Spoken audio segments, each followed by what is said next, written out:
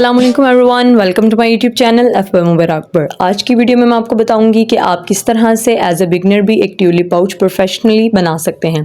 तो आपने सबसे पहले एक यार्न ले लेनी है। मेरे पास यहाँ पे बारीक यार्न थी तो इसलिए मैंने इसकी 2 लेयर्स ऐड की हैं। तो आपके पास अगर मोटी है तो आप उसकी एक भी ऐड कर सकते हैं। तो आपने इसको इस तरह से अपनी फिंगर के ऊपर राउंड करके टर्न कर लेना है और यहाँ से हुक को इंसर्ट करके एक स्टिच ले लेना है। अब इस स्टिच को लेने के बाद आपका ये जो है वो स्टार्टिंग लूप एक नॉट लूप बन जाएगा, ठीक है। उसके साथ ही आपने एक अगला लूप भी इसी के अंदर से गुजार लेना है और इस तरह से आपने इसको कंप्लीट करने के बाद यहाँ से जो इसकी टेल थी इसको आपने खींच लेना है। खींचने के बाद जब हम इसको टाइट कर लेंगे तो ये यहाँ से आप देख सकते हैं कि अब इसके ऊपर हम चेन जो बनाएंगे वो हमारी ईजीली बन जाएगी।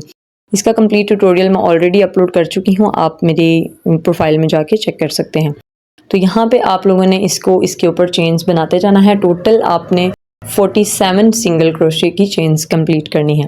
47 चेन्स कंप्लीट करने के बाद हम इसके ऊपर डबल क्रोशे करेंगे। तो यहाँ पे आपने इसी तरीके से आपने हुक के ऊपर इसको फोल्ड करना है और इसको पिछले वाले लूप से खींच लेना है। तो इस तरह से आपने 47 लूप्स जो हैं वो कंप्लीट करने हैं। इसी दौरान अगर आप मेरे चैनल पर न्यू हैं तो मेरे चैनल को सब्सक्राइब करके बेल आइकन को भी क्लिक कर दें ताकि हर आने वाली वीडियो आप तक पहुंच जाए। सो यहाँ पे अब आपने यहाँ पे 47 लूप्स जो हैं वो कंप्लीट कर लेने हैं। इसके बाद आप देख सकते हैं कि यहाँ पे मैंने 47 लूप कंप्लीट करने के बाद ये चेन कुछ इस तरह से इतनी लेंथ इसकी बन जाएगी। अगर आप इसको कम या ज़्यादा भी करना चाहते हैं तो वो आपकी अपनी चॉइस है, आप उसको कर सकते हैं। उसके बाद मैं इसके ऊपर दूसरी लाइन स्टार्ट करूंगी। दूसरी लाइन स्टार्ट करने के लिए मैं इसके ऊपर डबल क्रोशे करूंगी। तो आपने हुक के ऊपर ऊन को फोल्ड करके जो पहला लूप आपका था उसमें से आपने इसका एक स्टिच बैक ले लेना है। अब यहाँ पे आप देख सकते हैं कि टोटल इसके ऊपर हमारे 3 लूप्स बन गए हैं। तो पहले 2 लूप्स में से पहले आपने एक स्टिच ले लेना है। उसके बाद आपने जो बाकी के 2 लूप्स रह गए हैं उनमें से भी आपने एक स्टिच ले लेना है। तो इस तरह से हमारा एक डबल क्रोशे कंप्लीट हो जाएगा। अब यहाँ पे मैं जो बाकी के 2 लूप्स हैं उनमें से भी स्टिच ले लूँगी और उसके बाद हमारा ये एक डबल क्रोशे कंप्लीट हो गया है। इस तरह से आपने दोबारा ऊन को हुक के ऊपर फोल्ड करना है और अगले वाले स्टिच में से एक स्टिच लेना है। उसके बाद आपके जो 3 लूप्स बन गए हैं तो आपने पहले 2 में से पहले स्टिच लेना है और बाकी के 2 में से उसके बाद स्टिच लेना है। इस तरह से ये डबल क्रोशे करते जाना है। तो ये आपने डबल क्रोशे एंड तक इसको इसी तरह से कंप्लीट करना है। अब इसके ऊपर जो आपकी ये लाइन है, जो हम फर्स्ट लाइन जो हमने बनाई थी वो 47 चेन्स की बनाई थी। अब इसके ऊपर हम एंड तक डबल क्रोशे करते जाएंगे। तो आपने बिल्कुल एंड तक डबल क्रोशे करना है। अब आप यहाँ पे देख सकते हैं कि मैंने 2 डबल क्रोशे यहाँ पे आपके सामने किए हैं। बाकी के कंप्लीट करने के बाद मैं आपको दिखाती हूँ। सो ये इस तरह से कंप्लीट हो जाएगा। यहाँ पे मैंने डबल क्रोशे एंड तक कंप्लीट कर लिए थे और कंप्लीट करने के बाद अब आपने यहाँ से इसी को टर्न करके इसके ऊपर अगला भी थर्ड जो आपकी लेयर होगी उसको आपने स्टार्ट करना है।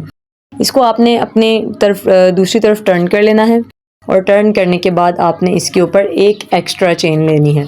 एक चेन लेने के बाद आपने इसके ऊपर दोबारा से डबल क्रोशे करते जाना है। डबल क्रोशे करने आपने उसी तरह से करना है जैसे आपने सेकेंड वाली रो में किया था और इसी तरह से ये कंप्लीट करते करते आपने इसकी थर्ड रो भी कंप्लीट कर लेनी है। इसके लिए हम वही सेम पैटर्न यूज़ करेंगे जो हमने सेकंड रो में यूज़ किया था। आपने सबसे पहले ऊन को हुक के ऊपर फोल्ड करना है और उसके बाद जो फर्स्ट स्टिच होगा उसमें से एक स्टिच लेके इसके ऊपर टोटल 3 लूप्स रेडी कर लेने हैं। जब 3 लूप्स हो जाएंगे तो पहले आपने पहले 2 लूप्स में से एक स्टिच लेना है और बाद में बाकी के 2 लूप्स में से। तो इसी तरह से ये प्रोसेस फॉलो करते हुए हमने इसके ऊपर थर्ड रो भी कंप्लीट कर लेनी है। रो को कंप्लीट करने के बाद हम इसके ऊपर जो ट्यूलिप्स के ग्रीन लीव्स बनेंगे वो बनाएंगे। अब वो पूरी रो में हमने पूरे लीव्स एक साथ बनाने हैं। तो वो आपने किस तरह से बनाने हैं, पहले आपने इस रो को कंप्लीट करना है और यहाँ से आपने इसके ऊपर एक सिंगल क्रोशे लेके जो आपकी वर्किंग यार्न है उसको आपने खींच लेना है और खींचने के बाद यहाँ से कट कर देना है। काटने के बाद जो हमारे पास जो इसका वाइट एक्स्ट्रा धागा है उसको हम जब ग्रीन लीव्स बना रहे होंगे तो उसके साथ साथ ही हम इसको इसके अंदर छुपाते जाएंगे। तो अब आपने यहाँ पे देख सकते हैं कि हमने इस तरह से इसका फर्स्ट पार्ट जो है वो कंप्लीट कर लिया है वाइट वाला। अब इसके ऊपर हमने लीव्स उसके लिए मैंने यहाँ पे ग्रीन यार्न ले ली है। आप देख सकते हैं कि वाइट वाली जो थी वो बारीक थी जिसलिए मैंने डबल यूज़ की थी। ये वाली बहुत ज़्यादा बारीक नहीं है, जितनी मुझे चाहिए ये उसी साइज़ की है। तो आप इसको सिंगल ही यूज़ कर सकते हैं। तो यहाँ से आपने इसका जो जहाँ पे आपने कंप्लीट किया था आपने एक चीज़ का ध्यान रखना है कि जब भी आपने क्रोशे को टर्न करना है तो उसकी जो वर्किंग साइड होगी वो आपने अपनी लेफ़्ट साइड पे रखनी है, और क्रोशे की जो बैक साइड यानी कि जो लूप आपका बनता जाएगा उसको आपने अपने राइट साइड पे रखना है। तो इसके आपने फर्स्ट लूप में से एक नॉट लगा लेनी है, और नॉट लगाने के बाद आपने इसको अच्छे से फिक्स कर देना है। अब मैंने यहाँ पे नॉट लगा ली है। नॉट लगाने के बाद आपने उसी सेम स्टिच में से एक लूप लेना है और उसके ऊपर आपने एक सिंगल क्रोशे करना है। सिंगल क्रोशे करने के बाद आपने उसी स्टिच में से एक डबल क्रोशे करना है। ठीक है, जैसे डबल क्रोशे हमने सेकंड और थर्ड रो में किया था। डबल क्रोशे करने के बाद आपने इसके ऊपर एक सिंगल चेन लेनी है, और चेन के बाद आपने जो सेम स्टिच था उधर से ही एक डबल क्रोशे दोबारा से लेना है। अब यहाँ से आपने टोटल 2 डबल क्रोशे ले लिए। 2 डबल क्रोशे के बाद आपने इसके ऊपर जो लीव्स के लिए आप बना रहे थे उसके 2 स्टिचेस आपने छोड़ देने हैं।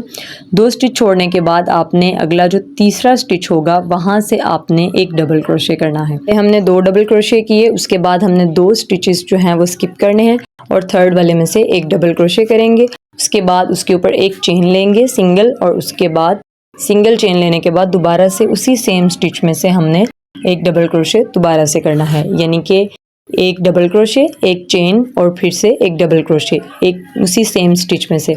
उसके बाद आपने यही सारा प्रोसेस जो है वो एंड तक आपने इसको कंप्लीट कर लेना है। और यहाँ पे मैंने इसकी जो हम एक्स्ट्रा यार्न यूज़ कर रहे थे उसको मैंने काट दिया था। और अगर आप इस तरह से इसको इसके साथ साथ लेके नहीं चलना चाहते, क्योंकि बिगिनर्स के लिए ये थोड़ा सा प्रॉब्लमेटिक होता है कि आप उसी को साथ साथ सिलाई करते जाएं, तो आप इसको साइड पे छोड़ भी सकते हैं, और एंड पे जब आपका बैग कंप्लीट हो जाएगा तो उसके बाद आप इसको सुई के साथ भी फिक्स कर सकते हैं। तो यहाँ पे आपने इसको इस तरह से लीव्स जो हैं वो कंप्लीट कर लेने हैं।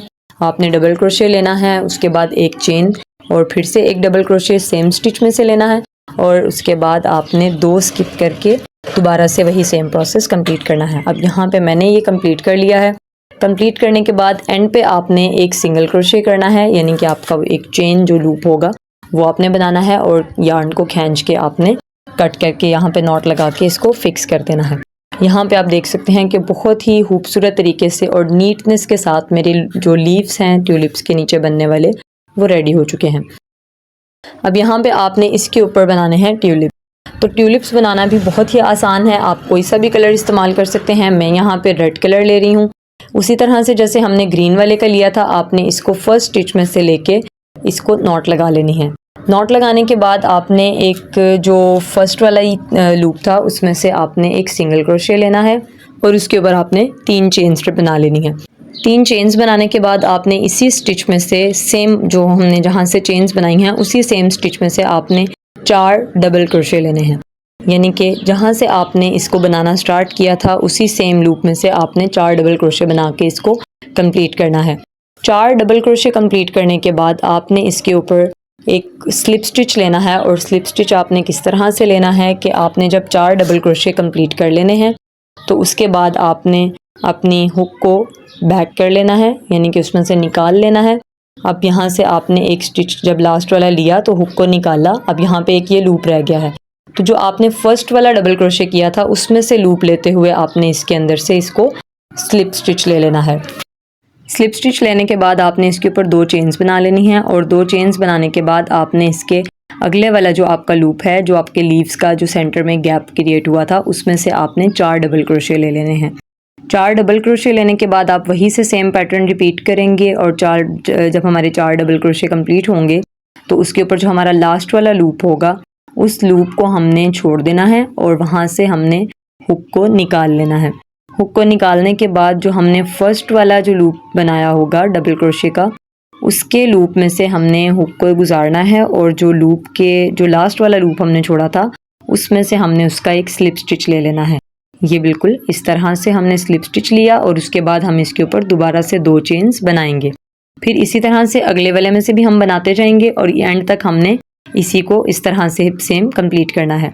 अब यहाँ पे मैंने ये कंप्लीट कर लिया था, और लास्ट पे भी आपने जो लास्ट आपका लूप था इसको आपने स्लिप स्टिच लेते हुए कंप्लीट करना है। स्लिप स्टिच के बाद हम इसके आगे 4 चेन्स बनाएंगे, और 4 चेन्स बनाने के बाद हमने इसको लास्ट पे जो जहाँ से हमने ग्रीन पार्ट से जहाँ से हमने स्टार्ट किया था वहाँ पे हमने इसको लॉक करना है। अब इसके हमारा क्योंकि लास्ट पॉइंट चल रहा है, लास्ट हमने ट्यूलिप बना लिया है। इसके बाद हमने 4 चेन्स बनाई और जो ग्रीन लीव्स वाला पार्ट था वहाँ से हम इसका एक स्लिप स्टिच लेके इसके ऊपर एक सिंगल क्रोशे करेंगे और इसकी बाकी की यार्न को नॉट लगा के यहाँ पे फिक्स कर देंगे।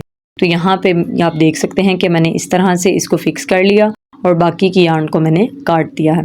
काटने के बाद ये जो बाकी यार्न बची है इसको हम सुई के साथ भी फिक्स कर सकते हैं, और जैसा कि मैंने आपको बताया था कि आप अगर इसके स्टिचेस के साथ साथ भी सीना चाहते हैं तो वो भी आप कर सकते हैं। तो यहाँ पे मेरा ये कंप्लीट हो चुका है। मैंने इसके ऊपर ट्यूलिप्स बना ली हैं। ये फोल्ड करके भी आप देख सकते हैं कि ये पाउच की शेप में आना शुरू हो गया है। अब इसके ऊपर दोबारा से जो वाइट यार्न हम पहले यूज़ कर रहे थे उसी को दोबारा से यूज़ करेंगे। जहाँ पे आपने रेड वाला पोर्शन एंड किया था उसी से आपने दोबारा से स्टार्ट करना है और एक यहाँ पे नॉट लगा लेनी है।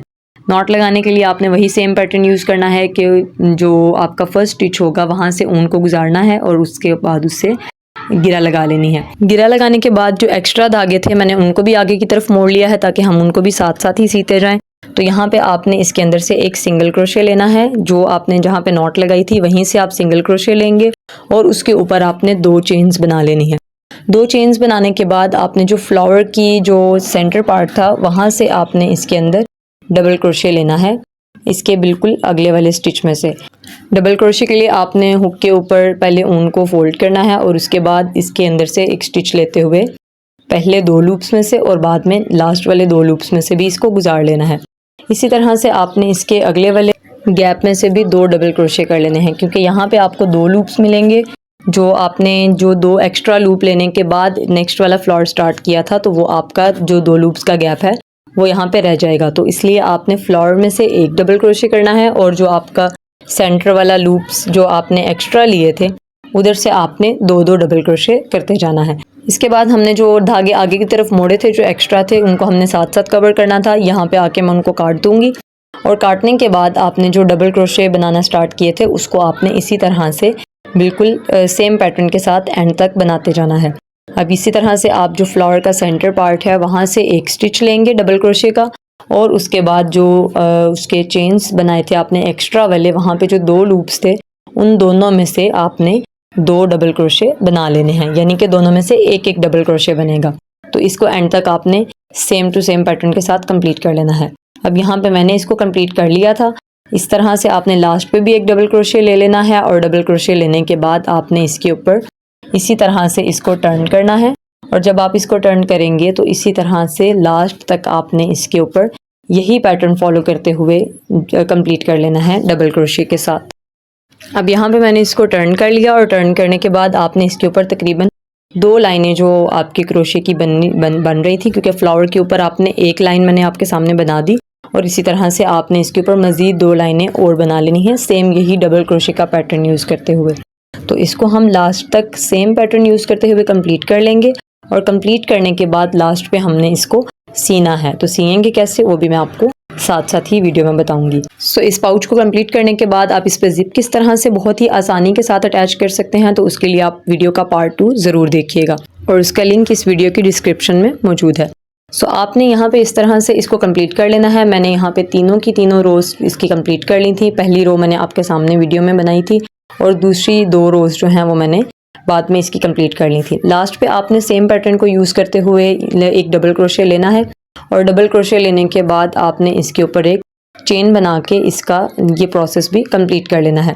कंप्लीट करने के बाद आपने इसको खींच लेना है और यहाँ से जो एक्स्ट्रा यार्न होगी उसको आपने काट लेना है। काटने के बाद अब हमने इनको दोनों साइड्स को अटैच करके इसका एक प्रॉपर पाउच की शेप देनी है। तो वो आपने किस तरह देनी है, उसके लिए आपने इसको पहले फोल्ड करना है। अब ये यहाँ पे आप देखें कि मैंने जब इसको फोल्ड किया तो फोल्ड करने के बाद इसकी शेप कुछ इस तरह से नज़र आ रही है। तो अब आपकी ये फ्रंट और बैक साइड बन जाएगी, क्योंकि आपने मैंने यहाँ पे एक ही साइड का बना लिया था ताकि मैं इसको आसानी से बना सकूं। अगर आप दूसरी तरह से बना के इसको राउंड शेप में भी बनाना चाहते हैं वो आपकी दोनों साइड्स गोलाई में बनती जाएंगी, उसके लिए बाद में आपको अलग से अटैच नहीं करना पड़ेगा। लेकिन ये क्योंकि बिगिनर्स के लिए वीडियो है तो यहाँ से अगर आप इस तरह से बनाते हैं तो ये बहुत ईजी रहता है। इसके बाद आपने इस तरह से इसको कंप्लीट करना है और एक बड़ी सुई लेके उसमें आपने जो ऊन आपने वाइट कलर की इस्तेमाल की थी उसको आपने उसमें डाल लेना है और यहाँ से हर लूप को इक्वली आपने लेते हुए इसको सिलाई करते जाना है। अब जिस तरह से आप नॉर्मली कपड़ों को सीते हुए स्टिच लेते जाते हैं उसी तरह से आपने इसमें लेना है, लेकिन यहाँ पे आपने पहले नॉट लगानी है और जो आपका फर्स्ट लूप होगा यानी कि जो फोल्ड करने के बाद फर्स्ट लूप आएगा उस लूप को दूसरी साइड के फर्स्ट लूप के अंदर से गुजारना है ताकि वो आपके लूप्स जो हैं वो एंड तक इक्वल रहें। इस तरह से आपने लास्ट तक इसको कंप्लीट करना है। अब नेक्स्ट वाले लूप में से भी मैं दोनों लूप्स को इक्वली स्टिच करूँगी और इसमें से धागे को खींचूँगी। धागा खींचने के बाद आपने इसको यहाँ से देख सकते हैं कि ये बहुत आराम से, इतना कोई मुश्किल काम नहीं है, यहाँ पे ये बहुत ही आराम से स्टिच हो जाता है। अब आपने ये चीज़ याद रखनी है कि ये आपकी वो साइड है जो कि आपकी पाउच की बैक साइड होगी, यानी कि ये पाउच की साइड जो है वो अंदर की तरफ आएगी। सो इसी तरह से आपने जब इसकी नीचे वाली साइड कंप्लीट कर ली तो आपने कॉर्नर टर्न करना है और कॉर्नर से भी आपने इसी तरह से इसको सीते जाना है। अब यहाँ पे हम इसको एंड तक ऐसे ही सीते जाएंगे। आपने जो लूप फर्स्ट वाली लाइन से लेना है उसी लूप का आपने जो थ्रेड है वो सेकंड वाले जो इसकी साइड है उसमें से भी लेना है ताकि ये एंड तक आपका इक्वली हो। अदरवाइज़ आपका एक साइड छोटी और एक साइड बड़ी भी हो सकती है और ये आपका पाउच जो है वो तिरछी शेप में भी आ सकता है। तो इस तरह से आपने इसको कंप्लीट करना है। कंप्लीट करने के बाद आपने इसकी जो टेल बचेगी, जिनके जो लास्ट वाला पोर्शन जो आपका धागे का रह जाएगा, उसको आपने सुई के साथ इसी तरह से पाउच के सेंटर स्टिचेस जो हैं उसमें से गुजारते हुए इसको हाइड कर देना है और हाइड करने के बाद आपने वहां से काट लेना है। बाकी के एक्स्ट्रा धागे भी आप उसके साथ ही काट सकते हैं। तो यहाँ पे आपका पाउच जो है वो कंप्लीट हो चुका है। इसके बाद आपने इसको सीधा कर लेना है। अब आप देख सकते हैं कि ये बहुत ही खूबसूरत और बहुत ही नीट पाउच जो है वो बनकर रेडी हो चुका है। पाउच को जिप लगाने की वीडियो का लिंक भी मैंने इस वीडियो के डिस्क्रिप्शन में ऐड कर दिया है। सो अगर आपको वीडियो पसंद आई हो तो वीडियो को लाइक, शेयर और चैनल को सब्सक्राइब करना मत भूलिएगा।